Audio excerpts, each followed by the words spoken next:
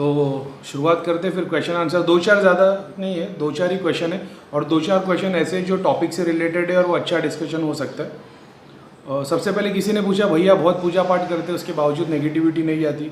तो पूजा पाठ करने से नेगेटिविटी नहीं आती, ये सिंपल सी एक बात है।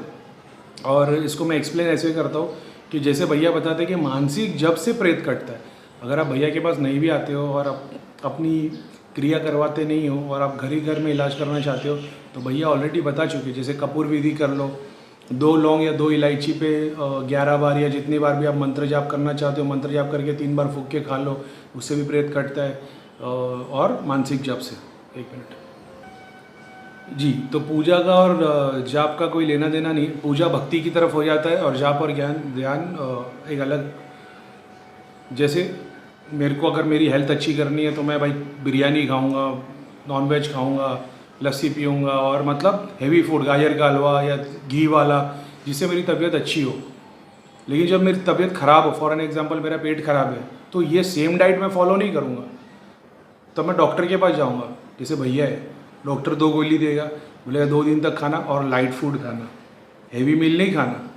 सेम चीज़ जब आपको प्रेत लग जाता है, अगर आप जाप करना शुरू कर दो, मतलब आपकी तबीयत ख़राब है और हेवी खाना शुरू कर दो, तो आपको तकलीफ़ होगी, बॉडी पेन होगा, सर भारी होगा, बैठने नहीं आएगा, चक्कर नहीं आएगा। तो यही सारी प्रॉब्लम आपके साथ होती है क्योंकि आपको प्रेत लग गए। अब जब आप पूजा करने बैठते हो और ये सारे सिम्टम्स होते, अब सर पे दबाव पड़ता है, चिढ़ चढ़ती है, गुस्सा आता है, मतलब इरिटेशन होती है और तबीयत ख़राब होती है, पेन होता है, तो ये नेगेटिविटी के आसार है। अब आप और पूजा करोगे तो और तबीयत खराब होगी, मेरा पेट खराब है, मैं और हेवी मील खाऊंगा और तबीयत खराब होगी। तो इसके लिए कि डॉक्टर के पास जाओ, गोली खाओ और 2 दिन लाइट फूड खाओ। तो भैया के पास जाओ, अपनी क्रिया करवाओ और थोड़े दिन तक पूजा पाठ, मतलब इतना नहीं करो, लेकिन मानसिक जप ज़्यादा करो। मानसिक जप बॉडी में जब भरने लगता है ना, तो पूरी बॉडी में लाइट भर जाती है। जिस जिस हिस्से में लाइट जमा होती है वहाँ प्रेत ट्रैवल नहीं कर पाता है, ऐसा है। और उसकी जगह और छोटी होती है और छोटी होती, फिर वो ऊपर उठते फिर वो निकाला जा सकता है, ऐसा है। वो निकलने के लिए कहीं से भी निकल सकता है, आँख से निकल सकता है, मुंह से निकल सकता है, सर से, सीने से, सर से, कहाँ से भी निकल सकता है। तो पूजा पाठ का जाप से कोई लेना देना नहीं है, दोनों के अलग अलग फैक्टर है। पूजा से भक्ति अलग देखी जा सकती है और जाप से शक्ति अलग देखी जा सकती है।